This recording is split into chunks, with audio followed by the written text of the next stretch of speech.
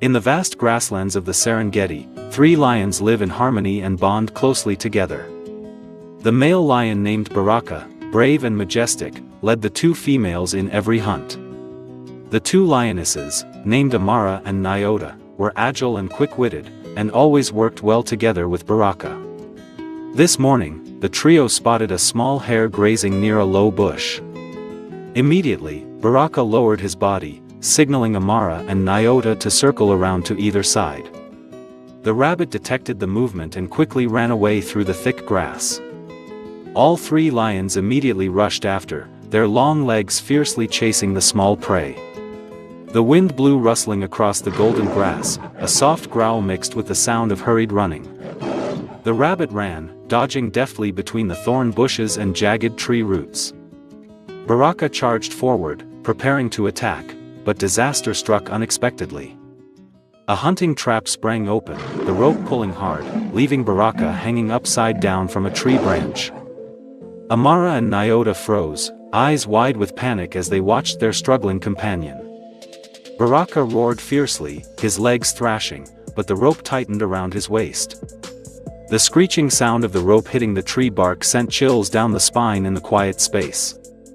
Amara roared, running around the tree, unable to do anything but cry helplessly. Nyota bowed her head, breathing heavily, not daring to come closer because of the strange human smell around the tree. Baraka was in pain, his vision blurred, his front legs slowly giving way from loss of strength and blood. The sun gradually rose, the sunlight heated the suspended body, each drop of sweat fell. All 3 lions were in despair, but hope was not completely lost on the horizon.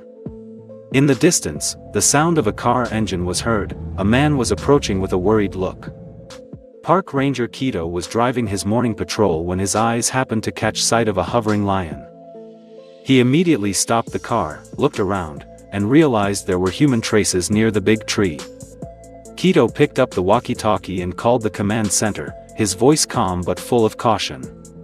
As he approached, 2 figures in camouflage appeared from the bushes. Both men held guns, their eyes furtive, surprised to see the ranger appear suddenly. Keto raised his hand in warning and shouted, "You are seriously violating the law of nature conservation."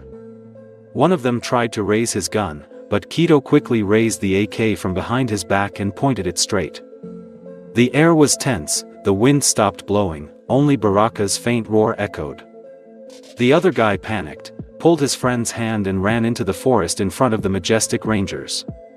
They left behind a rope, an old gun, and an unset trap nearby. Keto held his position, put his ear to the radio, requested aid and marked the danger coordinates. He stepped forward, checking on Baraka, who was breathing heavily, eyes wide with despair. Amara and Nyota remained standing nearby, not attacking, as if understanding that Keto was a good person.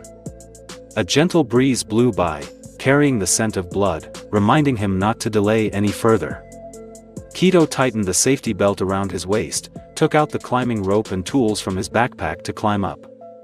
He slowly climbed the tree, each step sure, not shaking the branches to cause the lion more pain. Baraka was still conscious, but his eyes were glazed over, his breathing ragged and almost unconscious. Keto knelt on a large tree branch, holding specialized scissors in his hand, preparing to carefully cut the rope. He looked down, adjusted his position to safety, then cut the rope decisively. Baraka fell to the soft grass, his body convulsing slightly, but there were no broken bones. Keto quickly slid down, checking the joints of the legs and the condition of the fur. A deep red mark was left around the lion's belly, indicating the great tension from the wire trap. Amara roared, but did not move closer, just watched Keto's every move. Nyota licked lightly at the wound, as if comforting Baraka through his crisis. Keto walked back to the car, took out the first aid kit, and opened the bottle of blood circulation medicine. He pulled out the syringe, checking the dosage carefully before turning back to Baraka. Gently placing the lion's head on his lap, he injected the drug into the jugular vein below the thick mane. A few seconds later, Baraka's breathing began to even out, but he remained motionless. Keto used a clean towel to wipe away the blood and carefully bandaged the area of his abdomen that had been strangled. The two lionesses sat close by, not growling or reacting, as if they had absolute trust in Keto. Keto stood up, took a few steps back, then sat in the car, keeping a safe distance to watch the reaction. The sun was high in the sky, its bright light shining down on the three lions and the ranger. In the cabin, Keto continuously took notes of Baraka's injection times and vital signs. He radioed again, reporting that the situation was under control and requesting manpower to collect the traps. Sweat rolled down Keto's forehead, but his eyes shone with unwavering determination. Baraka began to wiggle, his ears twitching slightly as he heard Amara's footsteps behind him. Nyota moved closer, licked Baraka's cheek, and lay down next to him, her eyes never leaving him.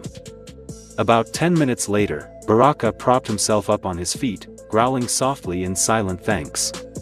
Keto smiled slightly, put away his tools, ready to leave knowing the three lions were okay. From afar, a team of auxiliary rangers appeared, they nodded at Keto and moved to collect evidence. The footprints of the two poachers were still fresh enough to be tracked down today. A young officer asked, "Are you scared?" Keto just smiled, "I'm used to it, they need us." The leading bird circled in the sky, as if witnessing and congratulating the rescue. A cool breeze blew by, carrying the smell of dry grass and dirt, dispelling any remaining tension. The three lions lay still, their eyes following Keto as if not wanting him to leave. Keto got in the car, started the engine, and rolled the wheels gently on the grass to avoid disturbing the newly awakened animals. He looked back one last time, his eyes meeting Baraka's, who was watching him gratefully. Over the radio, the commander's voice rang out, "Well done, Keto, you have saved a warrior." He replied briefly, "They are also residents who deserve to live safely on this land." The car slowly disappeared into the trees, leaving the three lions to rest in the Serengeti dawn. From a distance, Amara stretched, Baraka stood up, and the three of them slowly walked towards the green trees. Footprints in the grass remained, telling of the morning's dramatic encounter. The patrol continued to search the forest, collecting traps and searching for poachers. The Serengeti returned to peace, as if the sudden danger that had struck this morning had never happened. But for Keto and Baraka, today's meeting created a special bond. From then on, every time he patrolled, Keto would stop and look at the place where he saved Baraka as a reminder. Baraka and his two lionesses are still alive and well, regularly seen around the area. The stories of Christ and the Trapped King became legend among Serengeti rangers. Keto continued his work protecting the forest, never forgetting the look in Baraka's eyes that day. And in the vast Serengeti grasslands, humans and animals still live side by side, full of love and respect. Dear friend, thank you for taking the time to follow the story. Don't forget to like and subscribe to the channel to support us.